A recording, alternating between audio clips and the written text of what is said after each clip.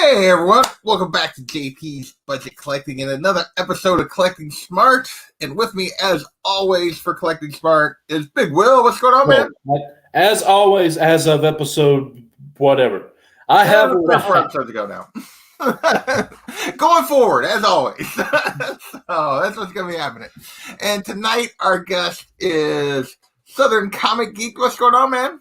What's going on, guys? How's it going?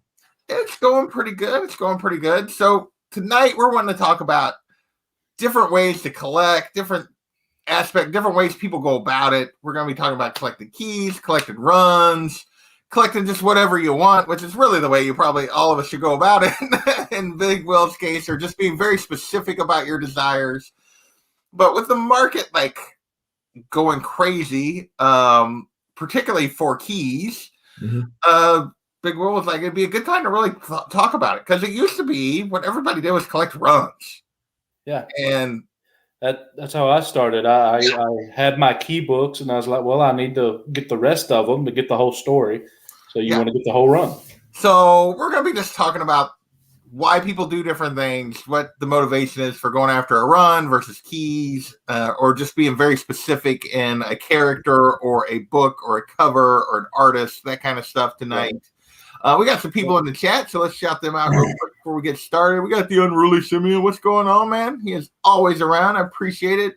Ruben, what's happening, my friend? Daymares. And Kachung. Well, we're going to try. I assume Delphi is there somewhere, so I'm sure she keeps you, somewhat smart. Keeps you somewhat in line. Phil, what is going on? Let's see. Oh, chat jumped on me. Mars, what's happening? Dr. Lovebox, what's going on? Only thing you predict is how empty your wallet will be. Yes, pretty much. Yeah. So for me, like when I got back in, one of the things, like when I got back into collecting, is I had some 90s comics, and I really wanted to get some keys of important characters to me. I've been lucky in that most of those characters haven't really went crazy in value. I've been pretty lucky, or were already so far beyond my reach that I didn't even consider going after their keys. Haven't really done runs yet because I wanted to kind of focus on some of the keys. Big Will, what's your kind of philosophy about how you've been going about this? Well, I've never. Yes, John, you're on time. We're proud of you. we gave him Central Time, and we were just thinking, would he actually make it? He got the alert. Yeah. I'm not giving him credit for anything other than having the alert. I've been collecting for over 20 years. I've never stopped. My wallet has made me pause sometimes, but I've never stopped. And when I started, it was, wow, these characters are great on the cartoons. Wow, I like these movies. And then, hey, they're in books too with pictures. Yeah. That's nice. So, I would get those, and then I realized they were numbered, and, there was a run, issue 1 through whatever.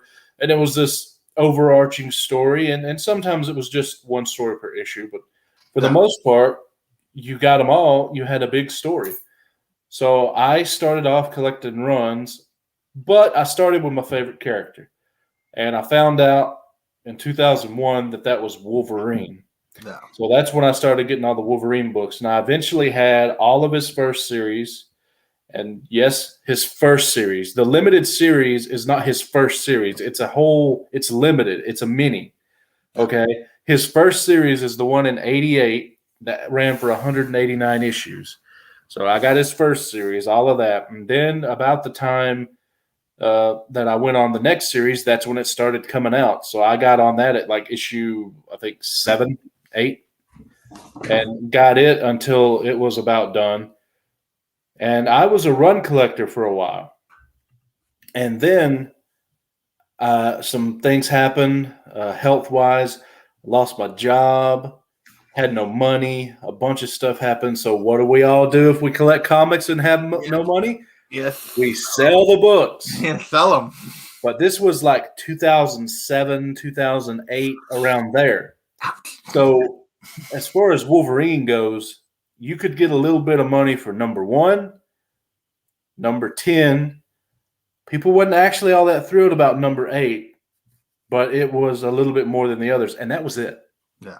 So I wound up letting a little over 150 of the first series go for $50 on eBay because that's all I could get for it. Yeah. And eventually everything got sold at way undervalued, because that's the only way I could get rid of it. And I said to myself, never again. Yeah. So when I was able to build everything back up and read and everything, what I read, I collect, but I also will sell it if it's hot or something. Yeah. Like Strange Academy, issue 2 on. I've been reading them as they come out. I still get it and read it. Yeah. But I sell them too, on the cheap because I know people will buy them. Yeah. So I don't collect the run. And I changed to not really a key collector, but a specific collector. Yeah. So what do you think a specific collector is? What's your definition of this? Well, a key collector will collect anything as long as it's a key and they like it. Right. A run collector will collect, usually they start with the keys and they fill everything else in and get the complete story of a character they like. A specific collector will do, for the most part, the keys or specific issues that mean something to me. And if there's a whole run that means something to me, I'll want to go after the whole run, but it's because the entire thing has a specific meaning to me, not because I need to complete it or I have some keys of it and I want to get it. Like, for example, most of my stuff is like the Wolverine 1 from the miniseries, Wolverine 1 from 88, Wolverine 177. That's the book that came out in 2001 that made me a Wolverine fan. So I have it slabbed in a 9.8 because it was something special to me. And I'm collecting, or about to start collecting, the Batman Adventures run and the entire Superman Adventures run, because they affected me from my childhood and they mean something to me. They are special. Right. Now, the Marvel stuff doesn't really have an adventure series like DC does. DC did a much better job in the 90s with that. So there's no X-Men adventures or Spider-Man adventures either, so I don't have those. And then I'm also collecting all of the Lois Lane run, but it's not because I want to collect the run. It's because I like those covers and there's history behind it. It started in 58 and ended in the 70s. All the world history that happened during that time, and you can see it on the colors, especially in issue 106. Yeah. That's special, and about issue 106, JP, and the other, stuff in there. So that's what a specific collector is. It can be a little of both, but Both. It's both. I mean, really, a specific collector is really what we all should be, in the fact that it's knowing what you really care about and going after it is really what you're getting at. And we're kind of making the point early here, but I think it's important to point out because Gamers is asking about that. And it's really about knowing yourself, knowing what you really want, and focusing on those things. So, Jason, for me, you're like, I know there's other people that collect runs, but I feel like you are like as focused on runs as anybody. You're one of the best at it. Or maybe the best at it. Maybe that's the way to put it. Yeah. So how did you decide that that's the way you wanted to go about your collecting? Because I'm a completionist, and that's the way I was when I was a kid, and I've never grew out of it. So that is a sickness, by the way, and it's very bad on space wise. But yeah, and if you're a run, and we started to chat about this before we got on the show, and maybe we'll chat about it now or segue into it. Segue into it. I know where you're going. Well, I mean, the thing is, if you're a run collector, in my humble opinion, you're never going to get every key. You're never going to get every key. Nobody has that much money, right? Or a crystal ball. He who views the crystal ball eats glass. So if you collect the runs, you always have the key of those particular characters you're interested in. If it's X-Men, you always got it. If it's Wolverine, you always got it. And what makes it a key? Is it a key to the market, or is it a key to you? To Big Will's earlier point, Wolverine 187 is a nothing book, but it's something to Big Will. Just like my Valiant is nothing to me but me, Daymares, and 10 other people. I don't, you know. But I spent a lot of money on Valiant and even Acclaim books. You know, I'm sad to say, again, just because I'm a completionist. But then you don't have to worry about missing the stuff. And we all evolve over time. I know when I got back into collecting, I had gotten rid of all my collection except for like one long box. Of course, I look like a genius now because it was all the Star Wars Dark Horse stuff. Nice. Yeah, but it's just by luck. But anyways, I went right back to where I left off at, picking up some of that stuff, reading that stuff, and then that's the characters I got back into. And it's evolved over time. And now my big run is the Batman that I'm working on. So I only need 24 to complete 200 to 713. So that's impressive. That is impressive because Batman, like, there's some runs that are just like next level, which you completed one of those. Yeah. So here's my question for Batman run. First off, you got near 1,000 issues there, so more power to you. That's like 10 long boxes or whatever. And my next question is, have you already written off like Batman 1 through 10, or are you going to try for those 1 through 10? I have 8 and 10. I was just meaning the really expensive ones. Or are you going to focus in later on, and you will one day have a Batman 1? So I did a video at the end of the year talking about focus, because Big Will is probably the most focused person I know when it comes to his collecting. I wish I could say the same thing. I have divided things out, at least in my mind, to basic, one company, Valiant, one team would be X-Men, and one character would be Batman. So kind of like that. But see, I still color outside the lines with Turtles because I have the whole Mirage run, right? So, that therein lies the issue. But specific characters. Yeah. And space is the contributing. It's always a overriding factor for most of us. But at the end of the year, I talked about I wanted to complete 300, which I did, and I needed like 65 to complete the 200 at that time. So I've already marked off quite a few on that list. And what I said then, I want to evaluate at the end of the year where I'm at. Do I still want to complete that run? Because I've completed runs and then have already sold them. Yeah. Because I told my wife this the other day. I said, if I look at that and that comic, remembering where I bought it from, the thrill of the hunt, all that kind of stuff that goes along with the book, because there's a lot of factors in it, right? Big Will, it was a story. You read it when you read it, and it really meant something to you. It might have been the hunt, it was the thrill of picking that book out of the dollar bin and not realizing what they had and that type of thing. If all that doesn't still bring tingles inside, get rid of it. Yeah. Well, it's interesting that you talk about that, because we know you completed the X-Men run last year, and you've been working on the Batman run, and like you talk about all these, you'd had the Star Wars run that you were talking about just today, that you were moving along, that you had that original Star Wars run, you were moving along.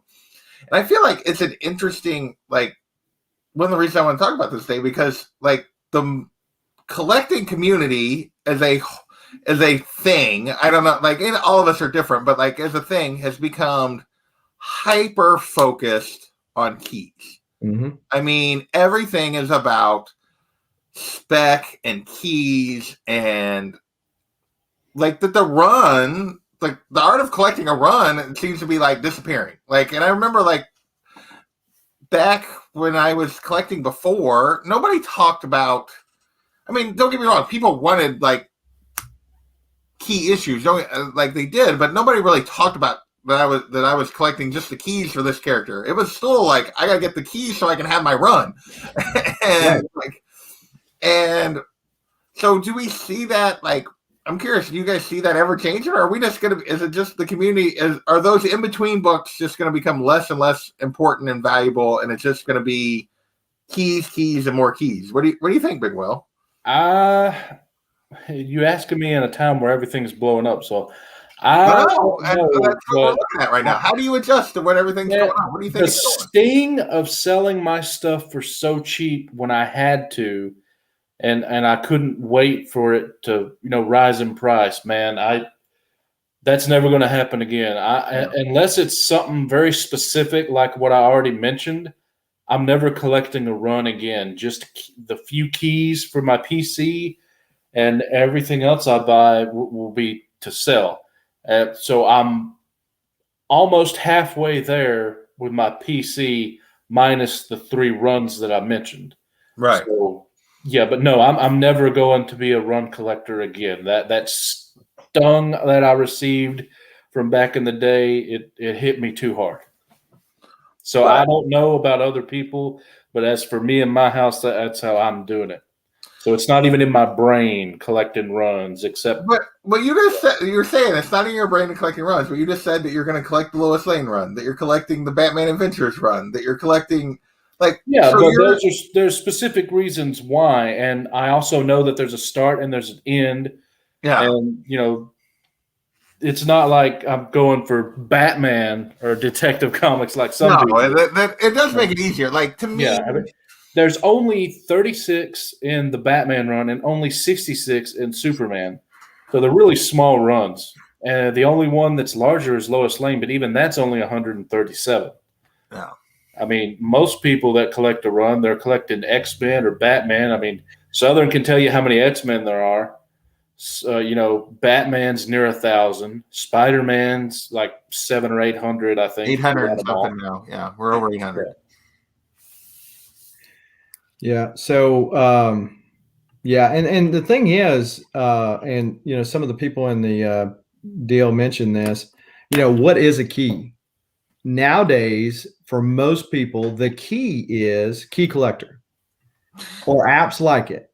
And that's what's driving the market. So this is not only a collecting problem, this is a societal problem that people younger and younger are inundated with vast amounts of information, but their brains can't process it quick enough.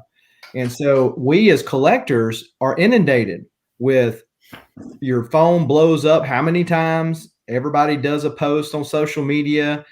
People see the key collector app. Back in the day, you didn't have that, right? It was very localized. If your local shop, if you had some buddies that wanted to trade with you, that's really what drove the market now. And so I think that's one of the reasons why we're not, and that's another reason, because these obscure things, like the White Vision issue. Who collected Avengers West Coast before a couple of months ago? Well, I mean, it's the same thing with Wolverine. I mentioned before, what were the keys as far as the runs? Well, it was the 88 run, number 1, number 10, maybe number 8. Now what are they? It's number 1, number 2, number 8, number 10. And then the second run is the ones where he's an agent of Hydra and the Old Man Logan issues, that run. So, I mean, now those are keys. They weren't keys before. Yeah. Well, and so how much, the other thing I think that's played a huge factor in the shift from people wanting to collect a run of something to just key. There's two things. There's the key collector thing, and every week there's 27 first appearances that come out every week that people like, that most of which are never going to amount to anything, that people are chasing and spending money on. The other thing I think is slabbing comics. I think that changed the focus, because for the most part, people don't slab random issues. And like, you're going to slab what?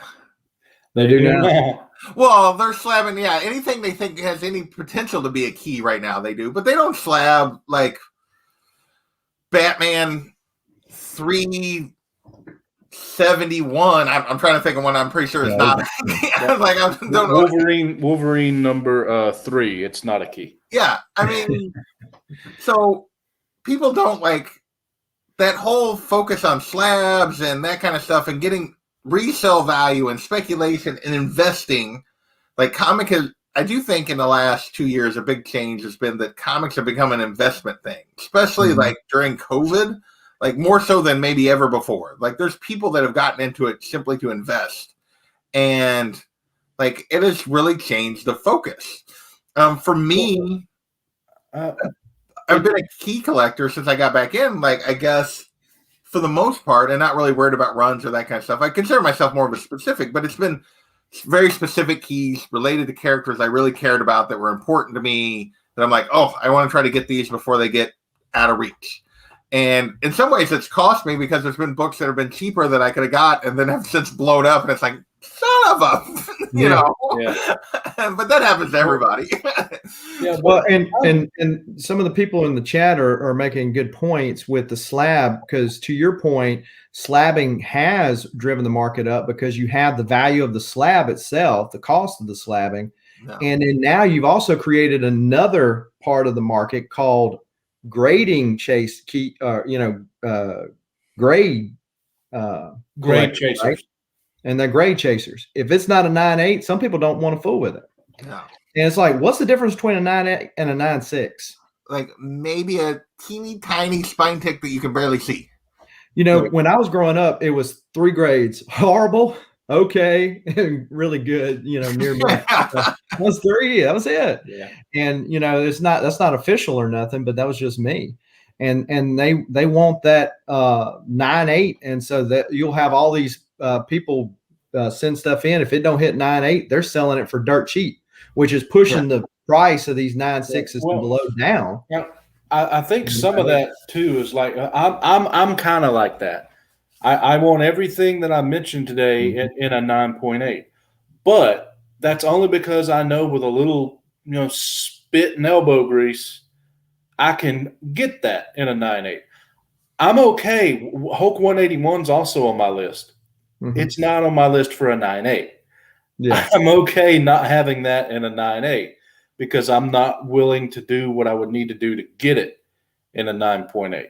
So it could be that that's also what's driving the price up, is everyone can, with a little effort, afford a lot of the 9.8s that are out now.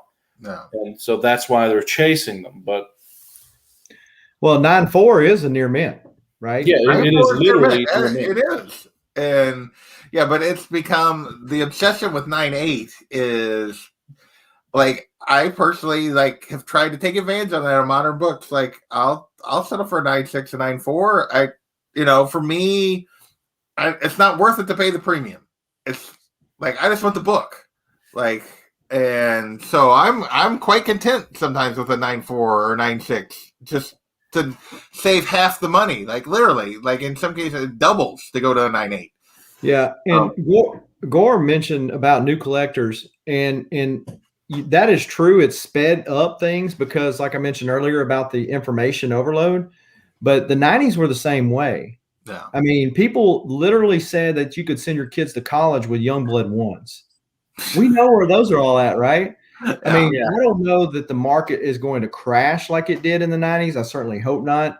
But it gets really frothy, and it makes you really fearful about paying that kind of money. At least it does me. So, well, if the market crashes again, it won't crash like back in the day.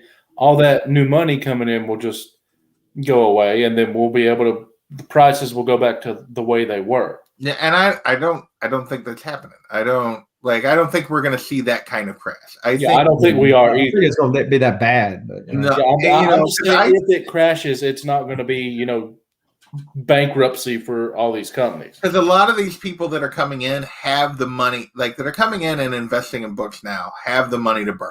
These people, they're not thinking twice about the fact that they've moved, that they're paying $100 more than what the book was a month ago. They don't care.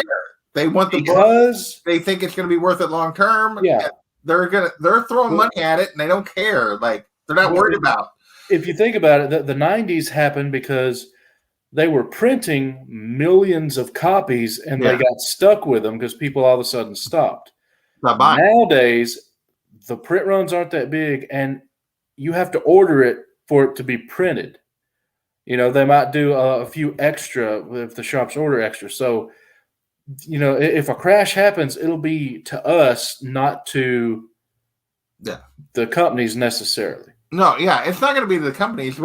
What's potentially going to happen is collectors like, and that one of the reasons I thought this was a good idea is a collector like me, at some point, the keys are going to be no longer within my realm. So what am I going to do? Keys are getting to the point where it's like, is this even smart for me to be going after these? So I can see myself actually, I don't want a ton of, I'm a very space conscious, but targeting some very specific runs and collecting that way on specific characters, because keys are just going to get out of hand on at least some of the keys that I really want are just going to be gone. More of them are going to go on that list. I remember when I made the list of the 50, the first time when I made my, these are the books I want to focus on. And when I made that list, it was actually the 60. There were 10 books that I would love to have that were my gold grail books that I'm but none of them are ones that are realistic that I'm going to make the effort. And we're talking Batman 1 and Tech 27. I put them on the list. I made a list of them because it was yeah, these are what I would love to have, but they're not realistic. I'm never going to make the effort to go after something like that. It doesn't make sense. That list is no longer 10. That list is growing constantly. Mm-hmm. And it makes me sad. It really does. It's and it's growing rapidly, and because the market is changing. And so there are still a lot of keys that are not focused on and are cheap, but do they mean anything to me? I don't want a key just to have a key. So from that perspective, I am not a key collector unless I'm using it to try to turn and sell or something like that. I'm not buying a book just to buy a book. And even books that I would turn and sell, for the most part, I'm only buying stuff that I have an interest in anyway, that I don't mind having in my collection for a little while until I move it along. I'm not just buying random crap I don't care about. All I need is 10 grand and I could get everything that I want just like that. Well, yeah. So it depends on what you're going for. Are you shooting with a rifle or a shotgun, Yeah. Well, and, I have, so in my, X-Men, the volume 1's 544 issues. And my number 1 is has a facsimile cover to it. So it's a reproduction cover. So It's a coverless, comic that, printed an exact replica of it. Is it a 0.5 or a 1? 0.5. Yeah. So, but I'm okay with that because I have the comic. Yeah. But some people don't like coverless comics, right? So I went complete. I'm the same way for the PC, but that's something else. Is that you're okay with that? Yeah, because you know that if you wanted one that was just complete, the same condition but complete, that would be what, a few $1,000s more now? Yeah. So some people just need to. Their problem is that they want a book complete. They want it with no chipping. They want it with perfect centering, and they're making themselves have to pay more and more and more, and they're driving themselves out. If a value is up here, maybe you need to be okay with it being, a little worse off. Maybe the Marvel chipping isn't so bad. Maybe it doesn't have to be perfectly centered. I say that, but if I could get a Batman 1 and the only thing wrong with it was it didn't have a cover, I would buy it. But I, for a reasonable money that I could actually afford, which even one without a cover I couldn't afford. But so I say that, but there are books that I would make that exception for. But for the most part, I want complete whatever I could. Would you get a restored book? Oh, I would buy a Golden Age restored book. I would buy. Okay. Yeah, some people don't like restored stuff, right? If it's Golden, there's potentially even some Silver Age stuff that I would do restored. But I would Golden Age. I don't have a problem with restored. Yeah, I mean it depends on the book. A Hulk 181 blue label, regular, graded in a 3.5. you can probably get wheeling and dealing for a little over $2,000, maybe a little under if you really hustle. So I could, that's reasonable for me to do, you know. So I don't need to, I don't have to be okay with a purple label or a green label. I don't have to be okay with a lower grade. But if that were to say be a $5,000 entry, I might be okay going lower, or I might then be okay with a green label or blue label.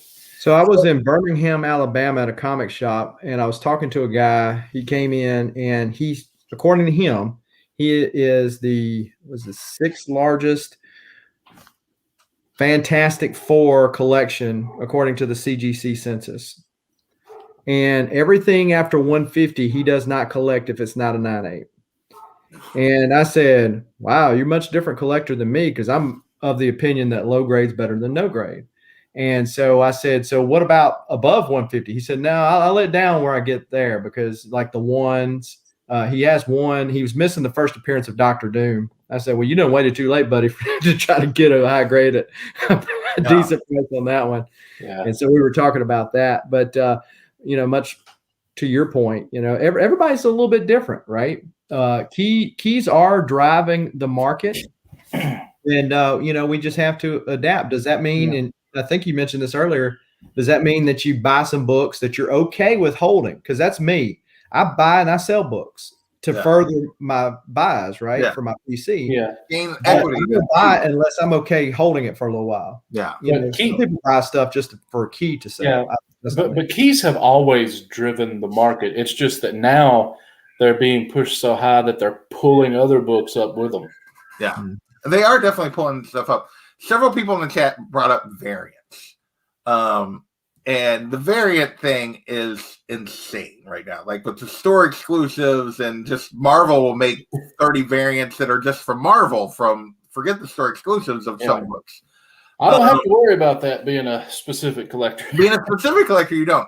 As a completionist, like I know you said you've completed your X-Men run, like the original X-Men run. Right. Like if you were, can you do it at this point? Can you be a completionist on new stuff right now? I don't think you can. I think it's almost impossible. Like talk to Big Lion Cat. He's trying to be a completionist for Deceased and the current ASM. Oh, it's only like not even 60 issues, and he said there's over 500 books counting all the variants. And on ASM, we're on 61. Just came out because that's 61 issues, but there's over 500 books. And I do think that kills that to a certain degree. That is also helping kill that aspect of collecting, because being a run collector or being a completionist has become so hard. Like, it depends. Are you a completionist and you got to have every copy, every variant? I guess that's. Or are you a run collector and you're okay with just A covers? Yeah, I mean, so that was I would very be an A cover guy, but I can also see, and somebody else. The other thing that was brought up in here is artist collectors, like with the kick up of the variant and all of these artists that just do covers now. You have, Frizzens and Art Germs and Alex Ross, and like that almost never do interior stuff. Like I feel like that's becoming a thing. Speaking of Frizen and somebody who like wants almost all her stuff, like, and that's the thing for me. Like I want to complete. Like probably the first thing I'll complete if I ever like get to around doing a run is I want to complete the Wonder Woman Frizen covers. Like I want every Frizen Wonder Woman cover. I have the vast majority, but I don't have them all yet. Some of the early ones I'm still missing, and I just haven't done it. And like I think that's another direction that collecting is going for some people that are run collectors are going to become artist collectors to a certain degree. What do you guys think about? What do you think about that? Would there be an artist that you'd be interested in? Obviously, Big Will got all the Alex Ross, Marvel. What did they call them? I forget what they call this. Big Will. Timeless. The timeless variants. Yeah. But keep in mind though, I knew exactly how much it was going to cost because they were all brand new books that I got from the LCS, and I knew how many there was going to be. Yeah. So it was basically like one purchase, and I got everything. And Alex Ross, he's not doing As of right now, there's only one character from the mural that he did that he has not done a timeless of, and I don't know if he will, and that's Punisher. No. So except for that, I don't have to worry about more timeless coming out unless they announce something. But if they do, it'll be like the villains or something, Yeah. which I probably won't do. And I don't collect every single Alex Ross thing either. Right. But he's my favorite artist. But I would much prefer to have my favorite character. So that's why most of my books have to do with Wolverine.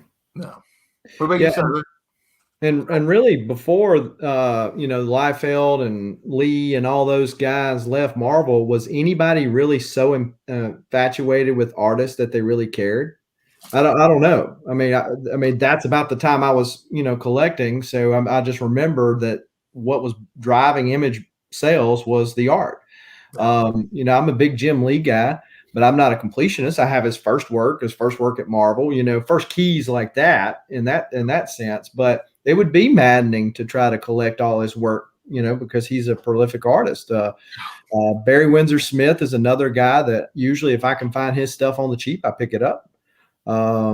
But yeah, people, I noticed somebody earlier said the early Barry Windsor Conan run, and that's what I'm doing. Yeah. So, yeah, that would be maddening, especially for the artists like today, and they're all over the plant, all over the earth as far as what character they draw.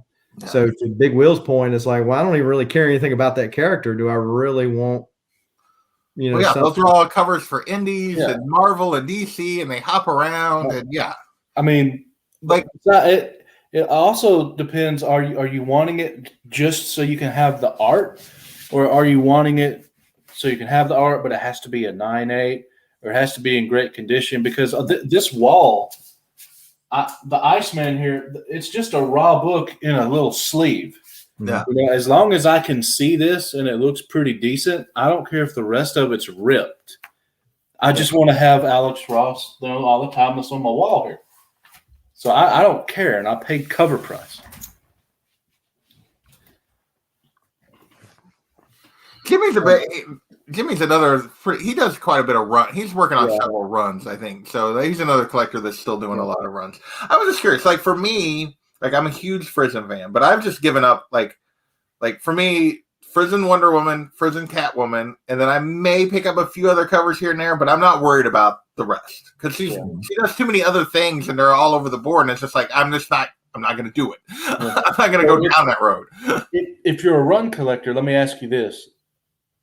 Either one of you, if one of the books, issue 4 has never been anything, but all of a sudden it gets hot and it's worth a few $100s, are you just happy? Hey, I have a $400 book, or do you sell it?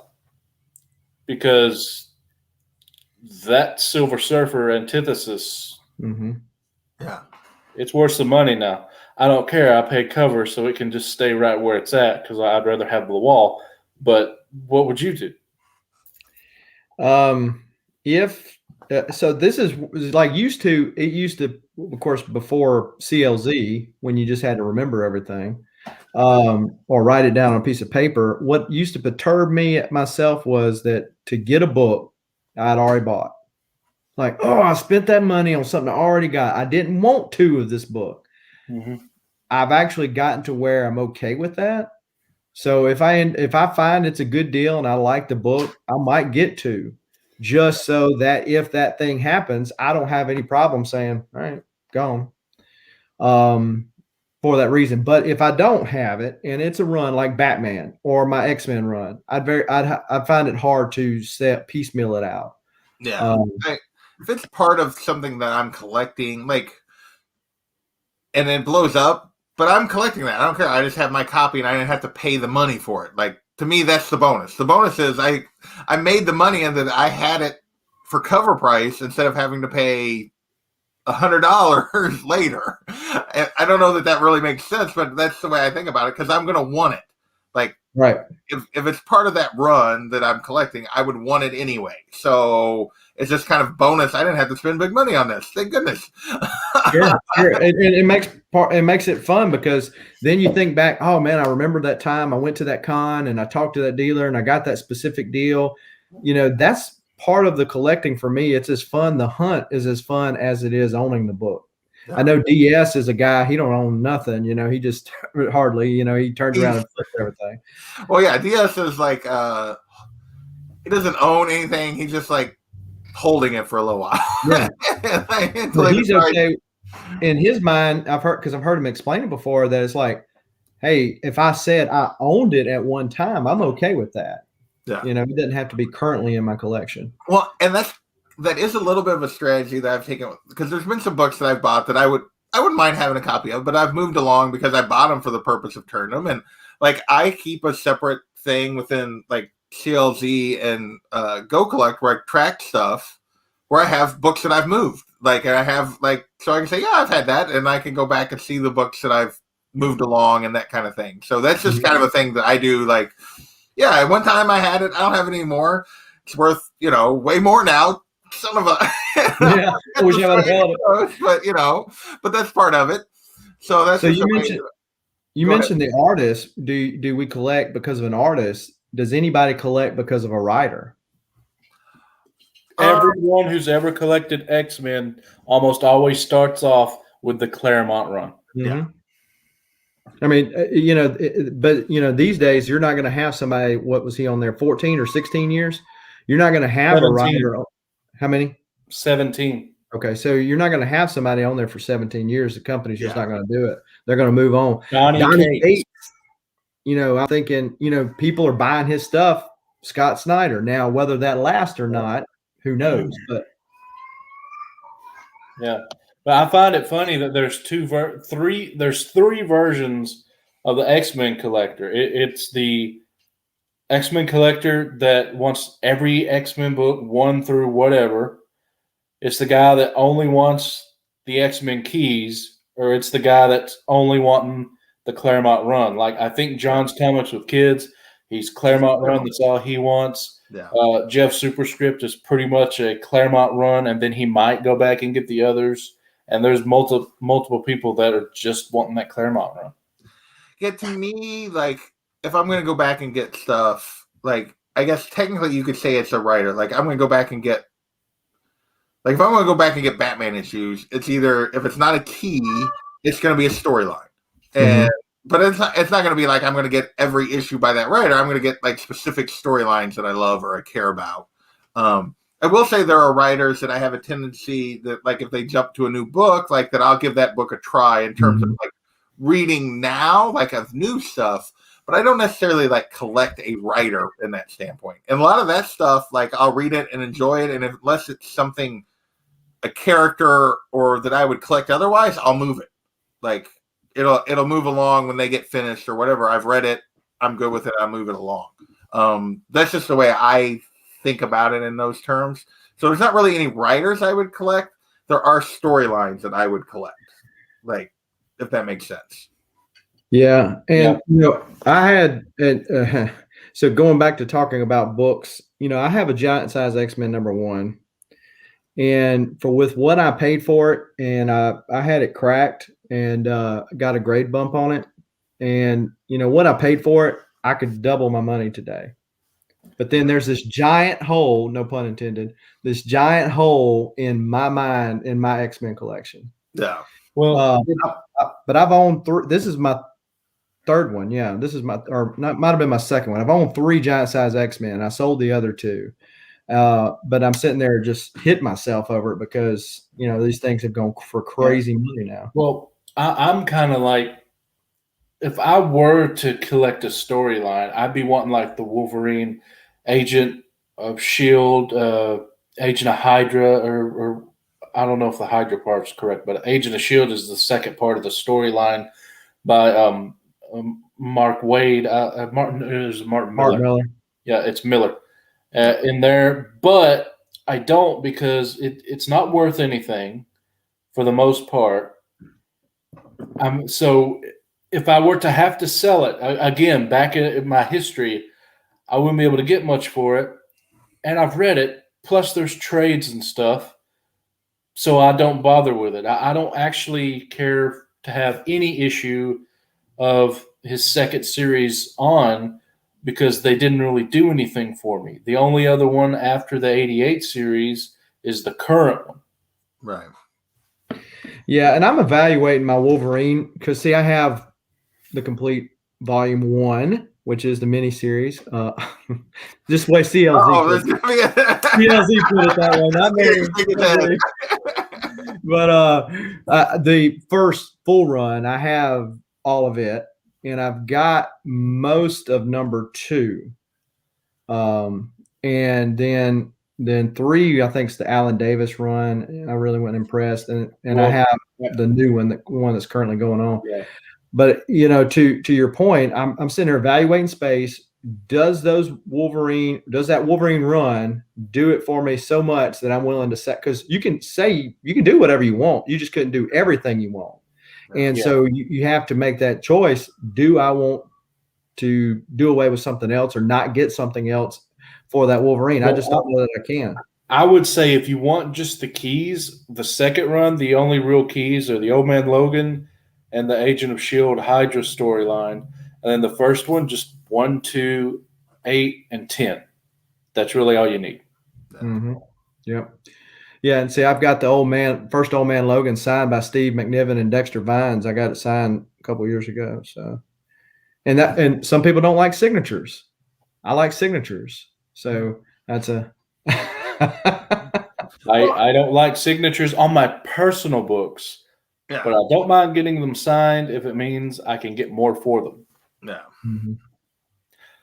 Although I'm actually about to break that one rule of mine because Kat Dennings is doing a private signing at CGC, and Kat Dennings is awesome. So I'm getting a sketch done of her, and then I'm going to send it and have her sign it. Who's doing the sketch? Well, someone I know. Okay. Okay. Maybe. I don't know. Okay. I mean, it's on a thread. It may fall through, and I'll have to get someone else. Well, hopefully that'll work out for you. Yeah. So, but that's a little different than just getting an average comic sign. I know. The whole purpose of that book is to get her sketch on it and then to get her to sign it. So that's a little different than a typical signature book. Yeah. All right. Well, we're approaching 50 minutes here. Is there anything else that we haven't really touched about once we've talked about, keys and collecting runs and being specific, you guys want to touch on before we start wrapping this up? Is one superior to the other?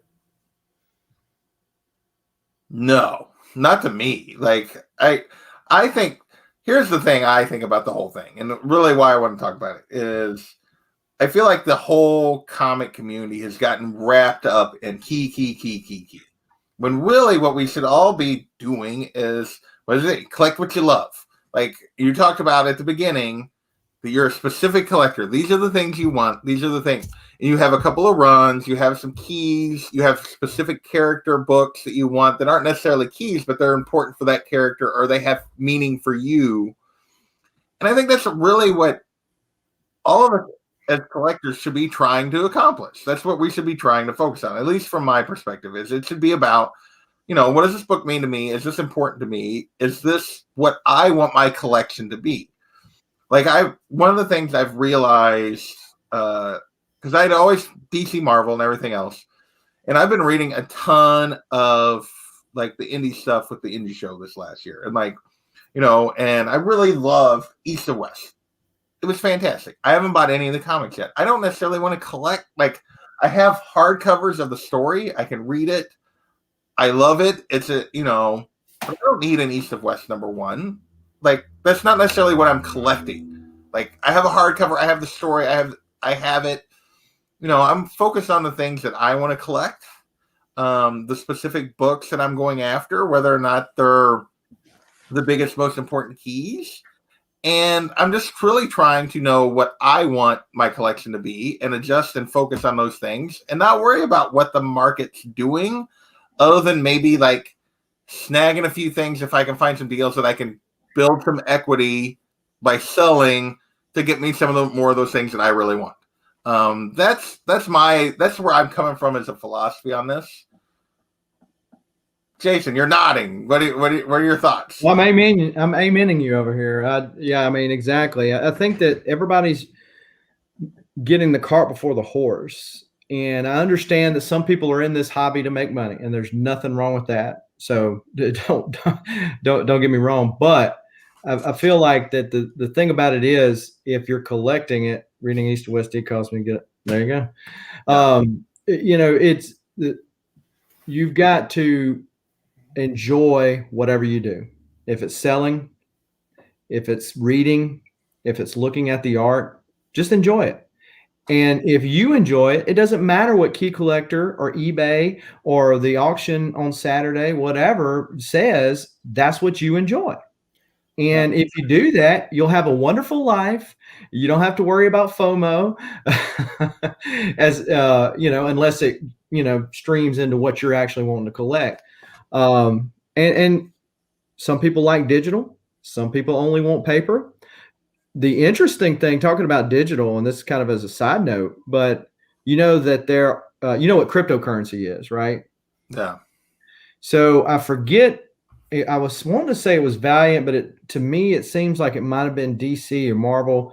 That there's something, and maybe somebody in the chat can maybe elaborate. They're going to start doing for the art, because it's all digital now, and they're going to start trying to do the art like where you would have the digital files. Yeah, Kavi had some stuff. I've seen some stuff on that in our original Art Hour chat that he had going. There's been some discussions about that, and DC's talking about that they're going to try to go down that road, and that's becoming a big thing for lots of stuff, like one-off digital files of pictures or art or any, and that's probably where the original art market is headed. Yeah. Unfortunately, in some ways, but so many artists just work digitally now because it's so much easier. I'm going to go with NYC. Let's not go there. Yeah, NFTs. Yeah, so that's a completely different subject matter. But But some people are going to be collecting that, right? Right. So it's just. But if you like that, or if you like paper, collect whatever you want, and you'll sleep better at night, and you probably pay a lot less money because you won't have to worry about FOMO so much. Yeah. What about you, Big Will? What are your thoughts on that? I think I'd agree with you. I think the biggest mistake most people make is just wanting to shoot a shotgun instead of a rifle. They say, I like everything. No one likes everything. There's a character that you really like, or there's a series or a writer or an artist that you really like. Try and look inside you and focus in on some stuff and get what you really want that makes you happy. And, we can hope, J Hood.